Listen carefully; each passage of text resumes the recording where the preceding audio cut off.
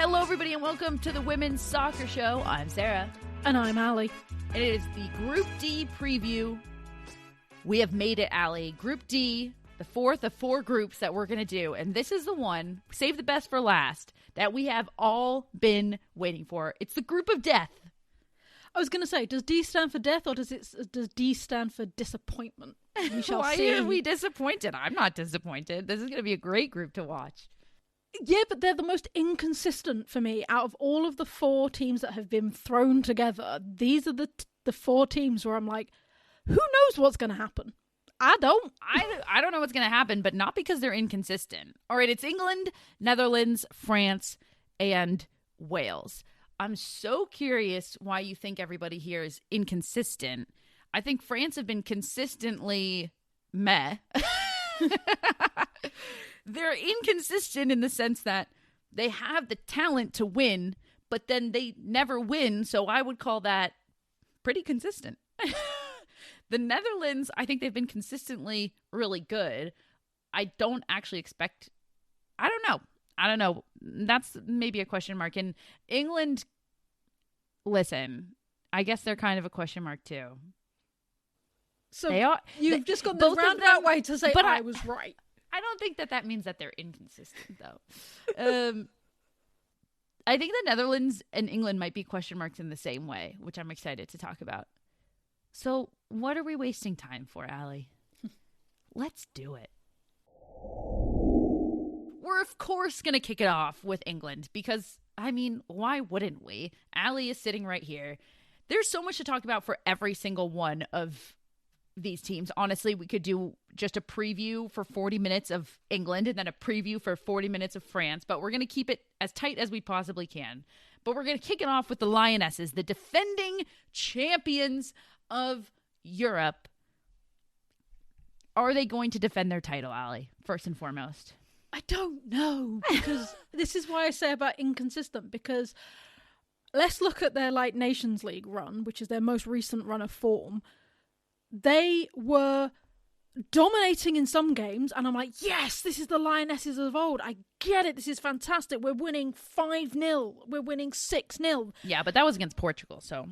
And Belgium and stuff like that. And we even beat Spain. We beat Spain 1-0. We were, very recently, too. Very recently. It was looking good. And then the last run of form has been awful. We lost 3-2 to Belgium. We lost 2-1 to Spain, throwing away a lead in that second game. There's been all sorts of hubbub behind the scenes with selection and everything else. So the honest answer is I don't know, because it depends which England's going to bother to turn up. I mean, I guess we have to just immediately talk about the hubbub, because obviously England won the Euros in 2022. They were not in the Olympics. Well, Team GB was not a part of the Olympics. Obviously, we all know in 2023, they reached the final of the World Cup. They got second. They lost to Spain. Head coach Sarina Wiegman has been at the helm now for, I believe this is her fourth year. I should have looked it up, but her first year really was the Euros that they won. It's her third tournament. Her third tournament. That's what's most important. She was with the Netherlands, now with England. Everybody was straight up obsessed with her, and now for some reason she's catching strays because of what's been happening in the selection. I'm still on Team Sarina Wiegman, partly because I will always pronounce her name differently because I don't know how to say it in Dutch. No, I'm just kidding. But we have to talk about the team. We have to talk about the selection, and we have to talk about who's on the team. But we've obviously discussed it pretty thoroughly on our regular pod. But let's quickly go back, because no Mary Earps. She has removed herself. She's retired from international play. No Fran Kirby. Kirby essentially retired and also said that she knew that she wasn't going to be a part of the pool. So it sounds like there was a conversation with Sarina. And then Millie Bright has removed herself due to injury and exhaustion. We're not going to get into the details of and who are we mad at, who are we not. I'm not mad at anybody. I think Allie's still a little bit bitter, but about one person, yes. The reality is I'm happy for all of them for taking the time that they need to take. I think, and this is no disrespect to any of these players, but it's just respect to the players that are on this team and how deep this roster is. I don't think that those three not being a part of the squad is going to make or break this for England. I just don't. Millie Bright is exhausted. She's played so much. You weren't going to get the best Millie Bright. Fran Kirby would have brought absolutely an element to the team, but she wouldn't have been starting. She wasn't 90 minutes fit, and it might have been more of a liability because it would have made the bench a little shallower because you wouldn't have been able to get maybe every minute that you needed out of a bench player. And then Mary Earps is obviously Mary Earps, but hey, you've also got Hannah Hampton and Kiara Keating and Anna Morehouse, and those are three incredible keepers. So I just, first and foremost, I'm going to say what England does is not going to be made or broken by those three players' absence. Yeah, I also do wish the media would stop asking the players. I did see Kira Walsh got asked about it, and she went, "Well, they're not here." She's like, "Yeah, that's like, got to be annoying for them." Like, not in a rude way, but she was like, "But they're not here. They're not in camp. Like, they're not a factor, and it's not a disrespect to them as teammates, but it's just like they're not in the 23. Like, they're just not." Totally, it's like ask me about what we have going on right here because that's not what we have going on right here. So I get it. Yeah, like I said, the squad selection, I'm looking at it, and it is pretty much what I would have thought before the players removed themselves. Mm-hmm. Like I said, the only big difference is obviously I probably would have not had Keating, I would have had Merps, and I probably would have had Bright in there somewhere. So maybe not Esme Morgan, but you look at this squad, and I'm like, yeah, that's pretty much what I would have thought. That is pretty much the Euro squad I would have thought. What are you worried about when you look at the squad? What do you feel like the biggest weakness is? What is your biggest pain point that you're worried about? It's one of those things that I feel like Sarina hasn't got that balance between a squad gelling and rotation. Because you do need some rotation. You do. You can't have the same 11 play all 90 minutes of a tournament. You can't. That would kill them. And I feel like going in, like, the Mary Earps thing happened. We had 2 Nations League games. Why didn't Anna Morehouse play one? Why didn't Keaton play one? Even half a one. We're going into a tournament with 2 uncapped goalkeepers. That concerns me. Which is interesting because it could be a non-factor or it could be literally the biggest factor. Exactly. That's and the hopefully thing. It's a non-factor for many reasons. Because if it's a factor, that means something happened to Hannah Hampton, which we exactly. Would never hope for. I was going to say the honest answer is Hannah Hampton's going to play every minute that we play in the Euros. Let's be honest. But that does concern me. She's so used to Leah Williamson, Millie Bright pairing. We've not seen what is probably going to be the pairing, which is Leah Williamson and Alex Greenwood. We haven't seen that. We kind of saw it. We saw it with the neck grab game. Yes, we did see it with the neck grab game. I love it. I think it's great leadership back there. Oh, I think it's fantastic. I think individually, all of these players are at the peak of their positions and are the peak English players that we have right now. Mm-hmm. They just are. I'm just concerned that we haven't had the chemistry test that we've had because that's not what Sarina does. Sarina likes to play the same players and then maybe slot someone in, and I don't think we've had that yet. That's my concern, is I don't think we've had the chemistry test yet. My concern is the midfield, and I'll tell you why. Number one, I'm so happy that Georgia Stanway is back and healthy. And she's pretty freshly back and healthy. So I don't know how many minutes are expected of her right now. I don't know if she's going to be in the starting 11. I don't know what role she'll play. And I don't know how she'll hold up with it. Like, that's a question mark. Lauren James' health also slightly a question mark. And those are 2 super, super high impact players. But I mainly say the midfield because England's performances pretty much since winning the Euros 3 years ago are made and broken by one simple factor. And that is there somebody else that they can play through other than Kira Walsh when the opposition takes away the option of Kira Walsh? Because after the Euros, everybody was like, oh my God, Kira Walsh, she's really good. When we were all like, yeah, we freaking told you so. And then they started to shut down that option for England to go through. So for me, everything will be, if there are more options besides Kira Walsh that England can play through, everything's gravy. No, I very much agree with you because, and we've seen it previously, specifically a Nation League game where Kira Walsh has got next to nothing of the ball because everybody knows that that's what we're going to do. Georgia Stanway is definitely that option. Mm-hmm, I feel. absolutely. Grace Clinton could be also, but See, this is the problem I have, and I was just about to say it's because I love Grace Clinton and I love Ella Toone. I'm going to make that very clear. However, having seen them play together at Man United, they cannot play together. It does not work. They are not compatible together as a unit. It has not worked. It does not work. Ella seems to be following Clinton to clear up missed passes and stuff like that, and isn't playing her own game. I don't like it. It doesn't work. And that's my concern. Are we then going to be getting to a case which is what it's like at Man United, which is you put one on for the other one and vice versa? And yeah, so... And that is exactly why the health of Georgia Stanway matters even more, though.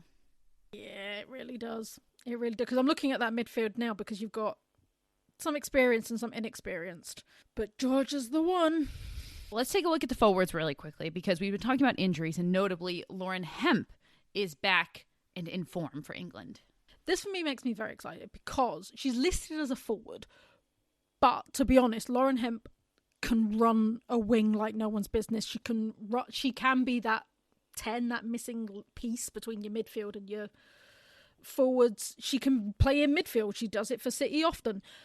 So she's a more versatile player. So having her back is massive. She's in a similar boat to Stanway in the fact that she's newly match fit.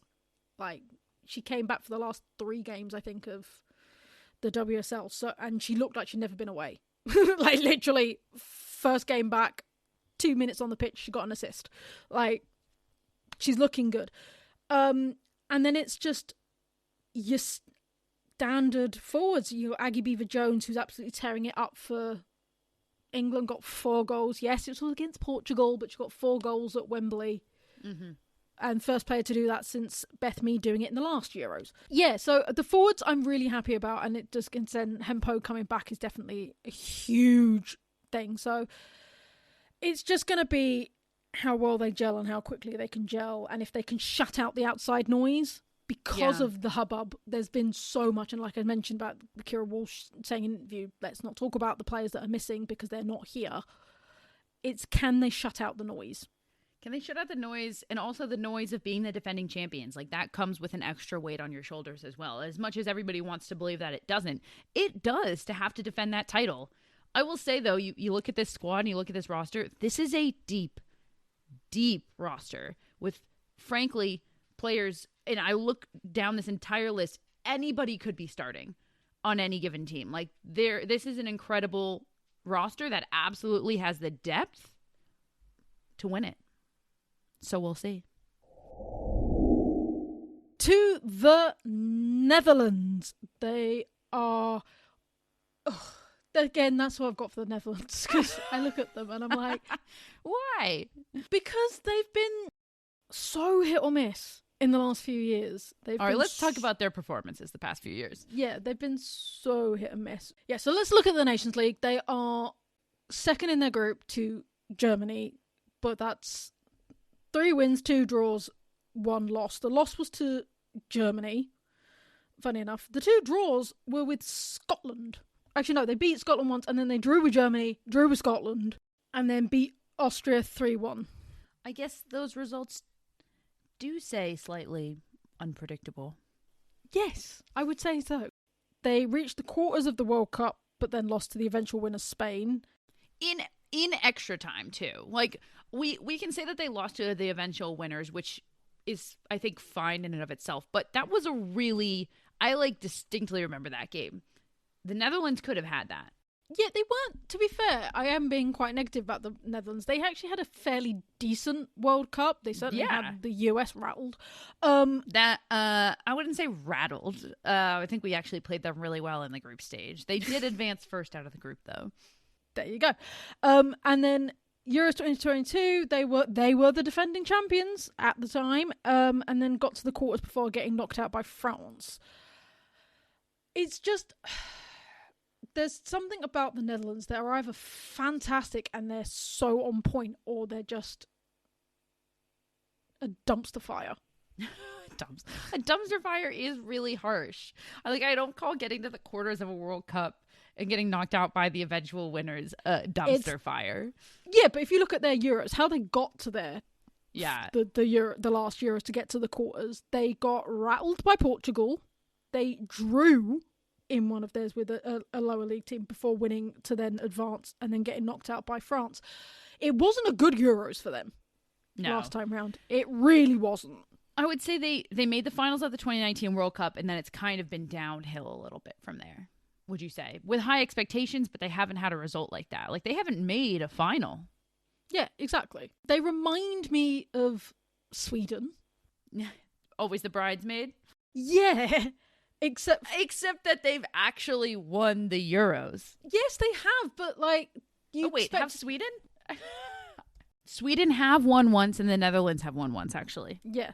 So they remind me of Sweden, which was my point. They remind me of Sweden in the fact that you expect so much. We all know their players because they are the most European-centric team, I would say, in Euros right now. If you look at the teams that their teams play for, I don't think any of them play outside of Europe. Yeah, I'm literally looking at the roster right now. One player plays in La Liga MX Femenil. That's it. One is unattached. And one plays... Yeah, that's it. That's it. Exactly. That's it. So they are the most European-centric team in the Euros. So we all know them. We all have a certain expectation of them, and they fall flat often. I'm going to pose something that maybe we're not ready to talk about for the Euros, but I'm going to say, or for the Netherlands, but I'm going to say it anyways. And that is, has this team just aged out? Are they just too old overall now? There definitely does feel like there's a few last hurrahs. Even, dare I say, Vivian Miedema, because she's... So I want to talk about Miedema, because I'm like, there is still youth. Like, Daphne Van Domselaar, the Arsenal's goalkeeper, is going to be in goal for this squad. She's incredible. Victoria Pelova, she's very young. Obviously, Jill Roord is an incredible midfielder, and a lot hangs on her when she's Pick a non-Arsenal player. Go on, I dare you. I just said Jill Roord for the record. Who's ex-Arsenal. That's fine. But let's go back to the Vivian Miedema question, because I feel so bad for Vivian Miedema. I distinctly remember the last Euros. She was playing really well, and then she got COVID on her birthday. And when they needed her the most, but in that game against France, when they got knocked out, you could see she hadn't run in how many days, because she was literally locked in a hotel room because she had COVID. She was not fit. She just couldn't help the team how she wanted to because of all of those circumstances. Then she tore her ACL, and she just has had a tougher road coming back from it. When she's been back and healthy, we're seeing glimpses of the old Vivian Miedema, but it's been so rocky for her. And there's definitely questions about her fitness coming into this tournament and what she can do for this team. Yeah, and she withdrew from the Nations League games the Netherlands played just before the Euros. So it's one of those things for me, because I'm like, why would you pick a player that's not at peak fitness? But then that player is Vivian Miedema. Yeah, so you have to bring Vivian Miedema. You just have to. Yeah. I want to talk about from the forwards and Vivian Miedema to the other side of the pitch, because I want to talk about the defense. We mentioned Van Damselaar, who we are huge fans of. She does great things in goal. But I want to talk about the back line of the Netherlands, because this might be the Achilles heel of this team right now. Because they got a great midfield. They've got goal scorers. But when you look at the defensive line, has it gelled and can it hold up? There's some stars like Kaspari, who plays for Manchester City, but I think the question is more if they've gelled, because you look at their Nations League performances. They let 2 goals in against Germany. They let 1 goal in against Scotland. They let 1 goal in against Austria. Both times they let Austria score once. Both of those were 3-1 victories for the Netherlands, but they did concede. They lost 4-0 to Germany, and then they drew with Scotland 1-1. So out of 6 games, they kept 0 clean sheets. And so for me, that's the big thing to circle. And that is what will be their Achilles heel. Especially in this group. Mm-hmm. Yes. Because these teams will punish them. They will punish them. And we've already talked about how you can't in a tournament have every game turn into a shootout. You need to make sure you keep some clean sheets. Just take the pressure off of yourself. So, man, I'm talking myself out of the Netherlands right now. Told you, man. I told you. I'm really excited for predictions for this group. I'm really pumped. I do want to say a really big positive and somebody that I want to call out that I think is a very young, huge talent in the defensive line that will probably be a standout player is PSV's defender Veerle Berman, 19 years old. And I absolutely see her starting. I absolutely see her being like a very standout young player of not just the Netherlands, but of this entire tournament. Wow. That's a massive statement. I know. I will say Putting it all out there. I will say my last thing on the Netherlands is I don't think it's entirely their fault because they have probably, again, had some of the most inconsistent coaching. Yes, thank you. Let's talk about the coaching. We got to talk about the coaching because they've gone through so many. So obviously they lost their leader that won them the Euros, which was our fair Sarina. We can blame England for that. Blame England for that one. Add it to the list of things blame England for. We add it to the list of things. They had a terrible, terrible run under Mark Parsons. That was the most horrific run I've ever seen. It was truly. I mean, he was fired after the Euros in 2022 because of that. Exactly how bad that was. Then they've got... and also players came out and basically said, like, we don't like him and he doesn't know anything. Yes, they did. This is how bad the Mark Parsons era was. That like it was terrible. That people like Viv Miedema and Van Donk and Vivian Miedema, who like wouldn't hurt a fly, was like, we don't like him and he doesn't know anything. Yeah, it was like Norway levels of rebellion. Yeah, it was brutal. Came out of after the Mark Parsons era. They've now got Andres Jonker, who was appointed after the dumpster fire that was Mark Parsons, and he's had them for like the last 3 years. Basically, he took over after the Euros 2022. Yeah, took them through the 23 World Cup. Yep. And then he's not had his contract renewed and is now only coaching them all the way to the end of the tournament, because come the end of the tournament, Serena's assistant coach at England is taking over as the full-time coach. Arjan Frulink. Yes. It seems like they want to go back to the Serena era, and this is their way to do so. Yeah. So it will be interesting because they do seem to have had the most upheaval. Yeah, and we don't really know, how the current coach and players have gelled, and so we can't... It's another situation where the coach is leaving after this tournament. What does that do for the team? Are they able to put that out of their minds or not? I kind of think that they will be able to. But, and I think it's better than bringing somebody in like, March with a few months to go and trying to overhaul everything. But it's still to be noted. To France. Probably I would say the front runners, the top pick out of this group. Ooh, you would. I would. I don't know. I'm going to wait. I wouldn't say that, but I always leave room for our discussions to then change things in my mind, because sometimes they say things and I'm like, I just talked myself into this or out of this. So we'll see. But so I would never, ever, ever like put my money on France in a tournament. Yeah, but you can't count them out either. You look at their current run of form. They Nations League, they topped their group 6 wins out of 6 in a group with Iceland, Norway and Switzerland, 5 clean sheets, and the only real close game was the first game with Iceland, which ended up being 3-2. Olympics, they reached the quarterfinals before losing 1-0 to the eventual silver medalists Brazil. Got to the quarters again in the World Cup, but after a lengthy penalty shootout, we all remember that one against Australia. Do we ever? It went down to goalkeepers in the end. Like a historic moment in time, truly. I'll never forget where I was and celebrating that for Australia. Yeah. That was wild. And then the last Euros, they got to the semi-finals before they lost to Germany, finished top of their group with 2 wins, 1 draw. They beat the Netherlands in the quarters to then get to those semis. So, like, they have had a really consistent run of form in the last few years. I want to talk about the Olympics, though, because I don't know if I would put that under consistent, because they did not play well against Brazil. Like, if you were to tell me, and this is no disrespect to Brazil, but if you were to tell me in a major tournament, France and Brazil were meeting each other in the quarterfinals, most, like 9 times out of 10, I would have picked France. And for them to have lost to Brazil in the quarters, obviously we know, Brazil ended up going all the way to the finals and they played really well in that tournament. But France did not play well in the Olympics. And that was the most recent tournament.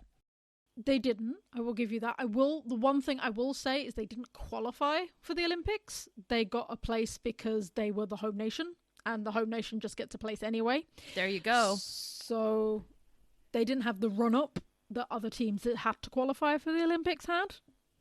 So you think they were out of form because of that? Yes.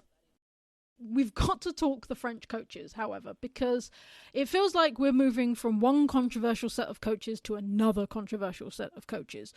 Because the big one was, so you had Corinne Descartes for France, and she was at France for a long time, but she seemed to really rub everybody up the wrong way, and she only played the players that she liked, and if you spoke out against her, good luck with that. We saw huge players be left out of the French squad, with Henri and Lisa Mer were all left out. Wendy Renard took herself out of the French squad. She was like, I won't play I'm done with this federation. Yeah, exactly. So, like, it was huge. So, obviously, she was let go. And then they had for the World Cup Hervé Renard, no relation to Wendy, who was very popular. Hervé. But we loved Hervé. But he was very popular both with fans and players. Players really liked him. A lot of players came back into the fold. Like, it was a good time for France. And then he only lasted a year and went off to become the Saudi head coach for the men's team. I forgot he chased the money. Yeah, I was going to say he went for the money. He went for the dollar. So their current coach is Laurent Bondet, who has very little international experience. He has a chunk at the same clubs domestically, but not very much internationally. And I do think there is a massive difference between the two. He was Renard's assistant coach at Saudi during Renard's first stint at Saudi, and then stayed at Saudi while Renard went and did France. And then they basically swapped jobs. Yeah. So Renard went back to Saudi and became Saudi men's head coach, and Baudet became the women's coach for France. And yeah, is all I got to say on that one, because let's talk about what comes from this, because Bonnet comes in and makes a big decision that we already talked about on the pod, on the regular pod, and that is to leave big names like Wendy Renard, Le Sommer, and Dolly off of the roster for this major tournament. And a lot of people are asking big questions, because those are not just huge names, like very integral parts of this France team and what they do on the field. And some people think this is a terrible idea. I don't have the quote in front of me. We've quoted it before on the podcast, and it was basically Laurent Bonnet coming out and saying, listen, the definition of insanity is doing the same thing over and over and over again and expecting different results. So let's try something different to maybe get a different result. And that different result, of course, being a better result in the tournament. And obviously I feel for these 3 players, but I'm a fan of that reasoning. It makes sense to me, because then at least it's something different. If you were to show me the same roster that I saw in the Olympics, in the World Cup, barring a few different things, but the same core, I'd be like, no, I'm going to write them off. And here are all of the bullet points as to why. Because of what happened in the last year, it's because of what happened in the Olympics, because of, so on and so forth. But now there's something different. And that makes me curious. Maybe it will change for the better. Yeah, well, let's talk about the squad, because So I talk about the Netherlands being the most European-centric squad. The French squad is the most Francophile squad. Yeah. How very French of them. Yeah. There's like maybe like 5 players that play their football outside of France, which is both, I think, a detriment and can be a positive, because True. they know each other. They know each other super well. They play against each other week in and week out, so they know each other's strengths and weaknesses. But the French league is not the most competitive league, dare I say. Yeah, it's definitely not. But also Lyon is one of the best teams, and there's a lot of Lyon and there's a lot of PSG, and they're still competing at very high levels. Everybody on this squad is competing at very, very high levels. It's a minority that didn't play in the Champions League. The majority of these players all played in the Champions League this year. So that says a lot. They're obviously at a high level. I think that's not true. Let's see here. I'm going to count. 1, 2, 3, You can't 4. count PSG. They got knocked out really early. They still played. Doesn't count. They had one match. Marriott screwed it up. Did they play in the Champions League? No, doesn't count. Doesn't count. They played one match. You want to talk about people that have played like high competition? They played one match and lost. But that this doesn't isn't count. any different than like the number of players in England squad who played like deep into the Champions League, or the number of players in the Netherlands. But I'm not making that comparison. You're the one that's making that comparison. I'm not making that comparison. No, but you're trying to make the point that not a lot of these players have played like super competitive football. And I'm saying you can't say that this squad, in terms of the competitive football... I'm saying they've not played varied football, because they play a lot in the French league, which is not the most competitive, is what I'm saying. It's not. They've not come up against varied opposition. I'm going to go to the England squad and count how many players don't play in the WSL. And it's going to be under 5. Yeah. But that's Serena. Can you not say the same thing about England then? I would say the WSL is more competitive than the French league. But you're saying varied. You're saying the word is varied, not competitive. You're saying the word is varied, that these players haven't played varied football. And so I'm going to go and count under half of the squad played deep into the Champions League. So under half of the squad played varied football, as you're saying. And that's not any different than France. No. I'll stand by what I'm saying, because you're saying that they went deep into the Champions League, and I'm like, PSG doesn't count because they played one game and lost, and then the rest. But you're really gonna hang your hat here on the idea that France isn't gonna do well in this tournament because their players haven't played varied football. Okay, let's bring it full circle. Right, let's start this again. I said they're one of the favourites, and I said it could be to the detriment or it could be a positive. It could be a positive that they know each other because they play against each other all the time. The detriment is that the French league is not the most competitive league. That is where I got. And then you went on this rampage about Champions League and went on this whole thing. And then we got all confused. Okay, so the detriment would be that they haven't played varied football. Yes. And which do you think it will be? Do you think that it will end up being a positive, or do you think that it will be the detriment? I personally actually do think it will probably be a positive, because I'm looking at the players and I'm looking at the caliber of these players. Yeah. And I'm very excited by the caliber of these players. Obviously, I'm sad that Darley's not playing. Obviously, I'm sad that Renard's not playing. But I'm looking at the players that they have picked and that are there. They are some of the best European players out there that are French. I totally agree. After all of that, I completely agree. It's all right. You've got to edit all this, so this is all on I'm you. just going to leave it all in.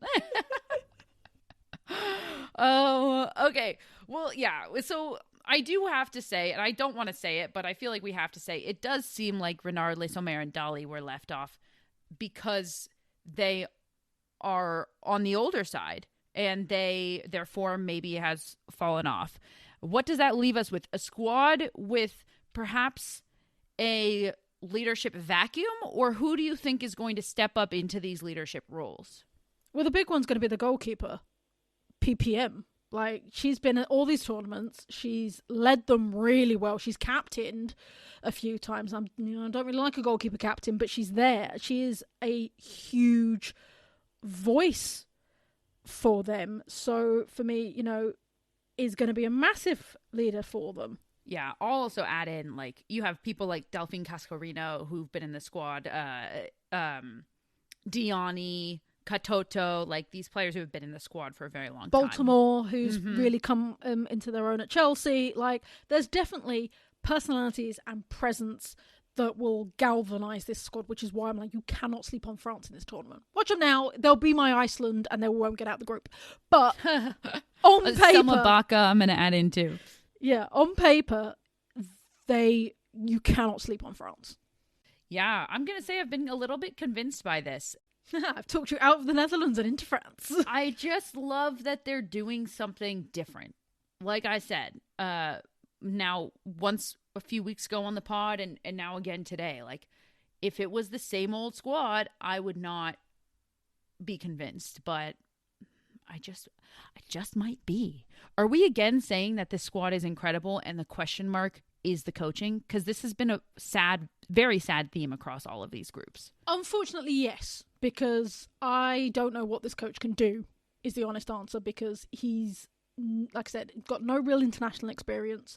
He was briefly the Saudi men's coach while Renard did his flit over to the French women. Boo. So, boo, exactly. So, yeah, I think if you've got players like that, like, you should be able to magic up something. But then again, if you're really that mediocre, probably not. The group of death or the group of question marks? We'll find out, I guess. Should we do the final and team that cannot be forgotten?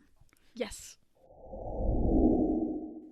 And finally, last but not least, and certainly not forgotten in this group, Wales playing in their first ever major tournament. We are so pumped about this, Allie. I'm so excited. For anybody who didn't see their announcement video, it was on top of a mountain that they climbed the highest peak in Wales, which is Snowdon, and they announced the team at the top of this mountain. Like, they're really going for it because it's been a long time coming for Wales. Did they really climb it? Yes. Or were they like dropped off there? No, they climbed Good the for mountain. them. Wow. That's dedication. It's not a massive mountain, like you can, but it's still the highest mountain in Wales. I love it. So it's huge. You know, like you said, they weren't eligible to qualify for the Olympics because that was down to England for Team GB. They've never qualified for a World Cup. Didn't qualify for the last Euros. This is their first huge tournament. And it's massive. It's so huge. Let's talk about them. Let's talk about how they've been doing in Nations League. And let's talk about their squad and their incredible head coach that we love. Yeah, so... Or do we love? Well, the thing is, on paper, I really like Rhiannon Wilkinson. Yes. I do. I think she was a phenomenal player for Canada. She has been just incredible in terms of that experience. But she has very limited coaching experience. Like, she sort of babysat the Portland Thorns for a little bit until they got their permanent coach, and that's about it. Like, that's about the extent of her coaching experience. She's only been in charge since February of 2024, so, which is, you know, helped them qualify to get here for the Euros, which is massive. But I am concerned that her inexperience may be to the detriment of the team.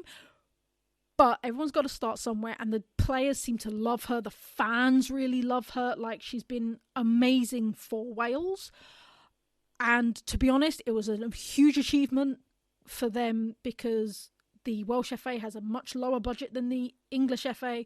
So to do all of that to get to a major tournament while being in the smaller Nations League, because they were in League B, qualified, a bit like when we talked about Poland. So I think this is going to be a wonderful jumping off point for Welsh football. Genuinely do. I completely agree. Let's talk about, well, I kind of want to go right into the roster because you just mentioned what a small nation. Yeah, and we have to talk about the big name that's back. And we have to talk about the big name that's back and just how many huge names this very small nation have that are just incredible footballers. Like, the ratio is crazy. The ratio is crazy, but the big name we have to talk about is back is Sophie Ingle. Now, for people that don't remember, Sophie Ingle did her ACL in at the very beginning of with Chelsea, and it was a death blow because she's a huge part of Chelsea. She was a huge part of the Wales squad, and we were all like, she's going to miss the first Euros. This is awful. And she's been back training, and she's on grass, and she's fit enough to be selected, and it's massive. It's absolutely incredible. Huge for Wales that Ingle is back. So, and for her, like, what a moment for her as a Exactly. player, you know? Exactly. So she's done all what she needs to do, and that's just beautiful. Obviously, the stalwart, the one with the most experience, most caps, Jess Fishlock. Again, another people's princess. Who Yeah. doesn't adore her? I don't know. Absolutely. Hayley Ladd, who obviously made the move in January to Everton because she was like, I need game time, because Rhiannon Wilkinson turned around and said, if you're not playing for your club, you're not playing for Wales. Yeah. And she Also- made that decision. Listed as a defender, which is interesting to me. Yeah, she's more of a mid myself. She could absolutely slot and lock down that center back role, like with her capabilities and her talent. Yeah. Gemma Yeah. Evans, speaking of defenders. Yep, that's a huge one. Ella Powell. Rhiannon Roberts has been absolutely huge for Liverpool. That's a massive get. Rachel Rowe. Rachel Rowe, looking forward. You've got Hannah Kane of Leicester. You've got Carrie Jones, who's a young talent that's been, absolutely smashing it. Kerry Holland, who was at Liverpool. Like, they're big names. They're big Welsh names. Yeah. If it wasn't for the group of death that they're in, I know. I would say, hey, this squad could maybe do something here. Who knows? They still maybe could. Like, I wish they were in Group unfortunate for A. them. I wish they were in Group A. I do too. I feel like they would definitely advance out of Group A. However, and I don't think as an American you'll appreciate how big it's going to be when England play Wales. I can appreciate it. I certainly can. And I'm sorry, but I have to root for Wales, and I hope I hope you know that. I hope you know that. And I think everybody else in the world will do that too. Sarah likes to root for anybody but England. That's not true. That's not true. I was dressed to the nines in my England apparel in 2022. Don't you worry. And I was rooting for England despite being told not to, because everybody I rooted for in the World Cup ended up losing. Yes. So but despite being told not to, I was at that final in my England gear. And you can thank me, England, for why you lost. It's because I was dedicated. I was a dedicated fan. I was supporting my co-host and my English friends. All right, let's talk about their recent performances, because I think that's the one thing that we haven't covered here. Yeah, so the biggest problem is so we can only really measure it based off of Nations League. So they got bumped up to League A in the Nations League for qualifying for the Euros. And it's not gone particularly well. They finished bottom of their group with 2 draws, 4 losses. But those draws were against Sweden, which is a big because obviously we've talked about the firepower Sweden is. Yeah, I'd call that a good result for Wales. It was a huge result for Wales. It was an absolutely massive result for Wales to get those draws, and it should give them a little bit of confidence going in that they can take points off of the bigger nations. It's going to be very interesting. They could be Portugal and disrupt everything. I guess we're going to find out in predictions who you think they might disrupt. All right, do you want to go first with this, or shall I? I'll do it. I'll put my neck out and people Okay. can laugh at me. So I think in order, it's going to be France, England, Netherlands, Wales. You think Netherlands is missing out on the knockouts? Yes. Yeah, wow. God, I really want to do something incredibly different.